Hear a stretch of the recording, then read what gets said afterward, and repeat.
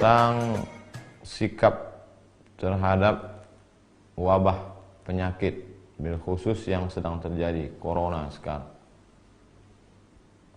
Apa sikap kita? Bagaimana sikap kita terhadap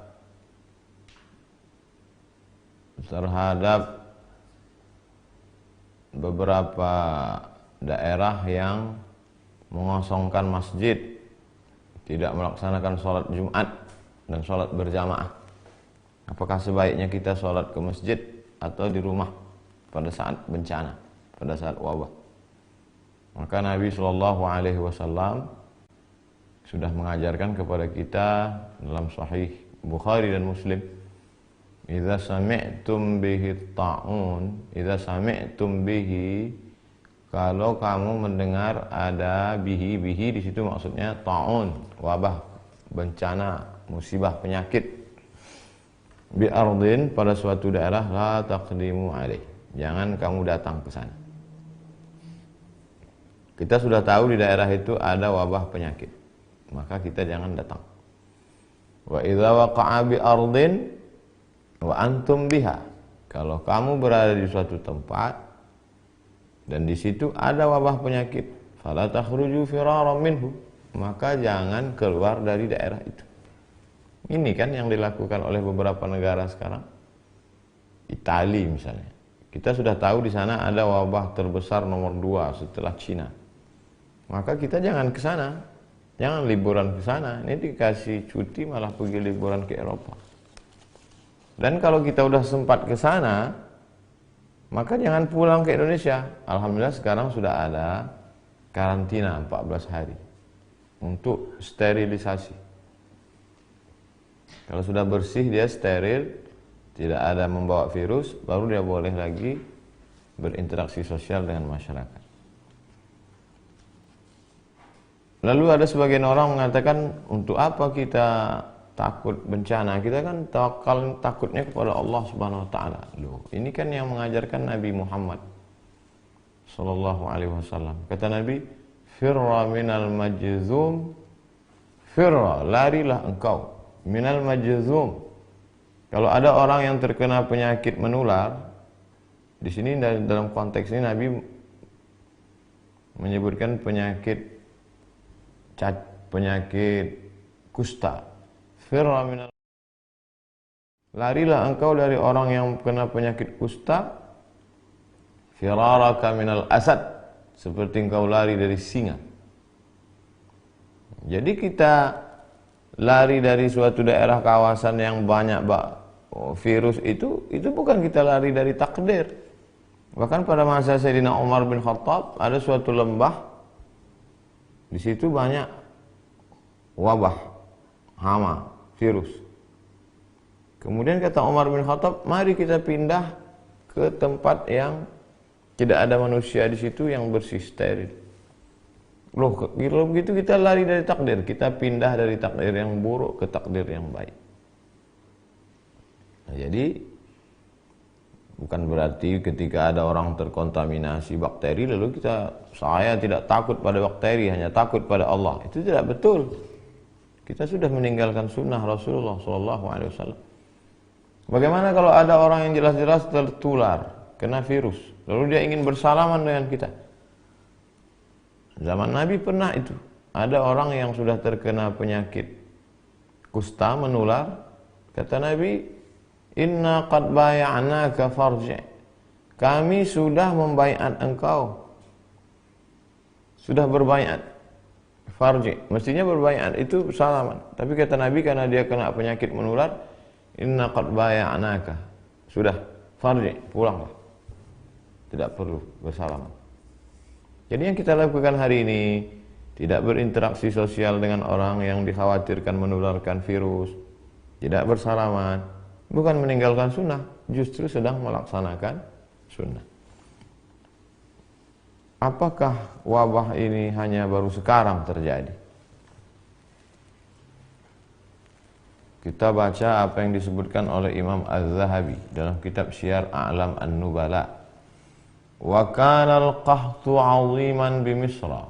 Pernah suatu masa terjadi di Mesir itu masa paceklik. wabil Andalus, tidak hanya di Mesir, sampai ke Andalusia, Spanyol, Mesir, Libya, Tunisia, Aljazair, Maroko, Spanyol.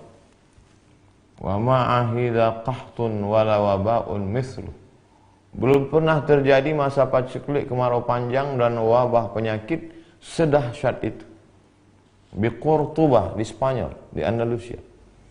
Hatta baqiyatil masajidu mughlaqah, sampai masjid-masjid ditutup. Bila musallin, tidak ada orang salat. Masjid tutup, tak ada salat. Sama seperti sekarang. Wa summiya 'amul ju'il akbar, tahun itu disebut dengan tahun al-ju'il akbar, tahun kelaparan, wabah penyakit terdahsyat, terbesar dalam sejarah. Begitu kata Imam. Jadi jangan pernah kita merasa memang ini lagi takdir kita. 1820 pernah terjadi. Dulu ada namanya kolera, dulu pernah ada flu burung, dulu pernah ada medco. Dan ini takdir. Makanya di antara rukun iman, antu'mina billah wa malaikatihi wa kutubihi wa rusulihi wal yawmil akhir wa biqadri khairihi wa syarrihi. Oleh sebab itu bagaimana sikap kita? Ati'ullah, taat kepada Allah, wa ati'ur rasul, taat kepada Rasulullah SAW, wa ulil amri ulama. Majelis Ulama Indonesia sudah mengeluarkan tentang masalah salat berjamaah, tentang masalah tidak berkerumun, dan saya pribadi tidak melaksanakan tabligh akbar untuk menjaga ini. Bahwa ada sebagian orang mengatakan risau, kenapa masjid ditutup, kenapa mall tidak, kenapa masjid ditutup, kenapa airport tidak, kenapa masjid ditutup, kenapa bioskop tidak. Itu tidak serta-merta lalu kita berkata kalau begitu masjid jangan ditutup. Jadi yang tepat itu bukan begitu. Tidak berkerumun di masjid, juga tidak berkerumun di mall. Jangan sampai ketika orang ditanya, kamu tidak sholat Jumat? Saya takut nanti tersebar virus. Dia tidak sholat Jumat, dia tidak sholat berjamaah, tapi ke mall. Tapi orang asing yang tidak steril dibiarkan masuk. Nah, ini tidak benar. Oleh sebab itu kita saling menjaga. Saya percaya kepada Majelis Ulama Indonesia dan khusus Mesir, karena saya alumni Al-Azhar, ikut Hay'atu Kibar Ulama'il Azhar. Saya sebagai orang yang awam, tidak berilmu, ikut ulama-ulama guru-guru kami di Azhar yang sudah mengeluarkan keputusan pada tanggal 15 Maret 2020 tentang gugurnya sholat Jumat dan sholat fardu. Perlu kita pahami bahwa korban akibat virus corona di Mesir jauh di bawah Indonesia. Coba lihat pengumuman, paling tinggi di atas Cina, setelah itu Italia, setelah itu Iran. Kita, Mesir jauh di bawah.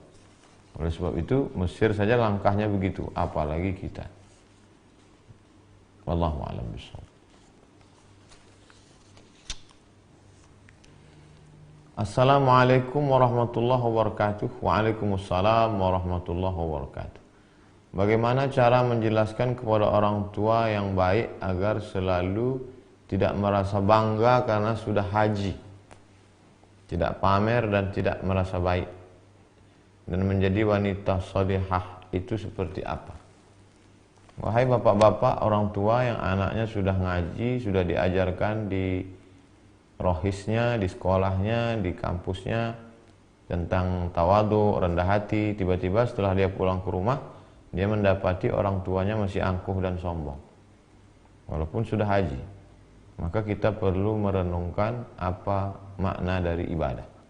Semua ibadah dalam Islam itu ada tujuannya. Salat, inna salata tanha 'anil fahsya wal munkar. Salat mencegah dari keji dan munkar. Puasa, ya ayyuhalladzina amanu kutiba alaikumusiyam kama kutiba alal ladzina min qablikum la'allakum tattaqun. Tujuan puasa takut. Haji, tujuan haji, faman farada fihi al hajja, siapa yang melaksanakan haji, fala rafasa, menjauhi seksual, wala fusuqa, jangan lagi nakal secara yang non seksual, korupsi, termasuk dosa batin, angkuh, sombong, takbur, hasad. Wala jidal, lidahnya tidak kasar. La yadkhulul jannah, tidak masuk surga man kana fi qalbihi, siapa yang dalam hatinya mithqala habbatin min khardalin min kibrin, ada sombong sebesar biji sawi. Mestinya orang yang pulang haji itu justru lebih rendah hati. Karena inti dari haji, al-hajju arafah. Haji itu wukuf di padang Arafah. Di padang Arafah dia sudah melihat tidak ada orang kaya, tidak ada orang miskin. Tidak ada ulama, tidak ada rakyat jelata, tidak ada penguasa, semua pakaiannya sama. Oleh sebab itu, di antara pesan hikmah di balik ibadah haji adalah tidak angkuh dan tidak sombong. Cukup share video ini ke orang tua, sahabat, kawan yang sudah haji tapi justru makin sombong. 2. Menjadi wanita salihah. Yang pertama, al-imanul qawi, imannya mesti kuat. Yang kedua, al-iman al-aqidatul matinah, imannya kuat. Yang kedua, sahihul ibadah, ibadahnya mesti benar. Yang ketiga, al-akhlaqul karimah, berakhlakul karimah. Ada orang sopan, baik, lembut, tapi akidahnya menyimpang, tidak betul. Ada orang rajin ibadah, rajin sedekah, tapi lidahnya kasar, berarti akhlaknya kurang. Seorang baru dikatakan baik kalau cukup 3.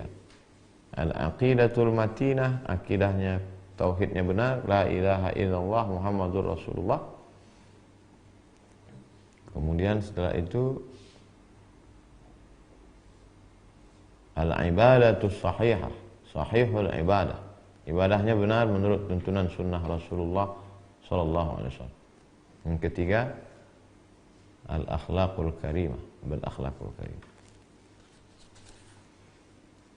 Berdosakah seorang ibu jika saat anak membangun rumah tapi uangnya dikorupsi oleh ibunya? Datang seorang melaporkan ayahnya kepada Nabi SAW. Ya Rasulullah, ayah saya mengambil harta saya. Kata Nabi, anta wa maluka li abik. Engkau dan hartamu milik bapak. Jangankan engkau, jangankan hartamu, engkau, anta wa maluka li abik. Engkau dan bapakmu, engkau dan dirimu milik bapak. Nabi sedang mengajarkan bakti seorang anak kepada orang tua. Tapi pun meskipun begitu, tentu ada batas kewajaran. Kira-kira yang wajar itu berapa? Kalau sampai di atas lebih dari kewajaran, tapi jangan gara-gara itu sampai seperti yang kita lihat di pengadilan. Seorang anak menuntut ibu hanya karena sebatang kayu yang dipotong. Oleh sebab itu tidak benar.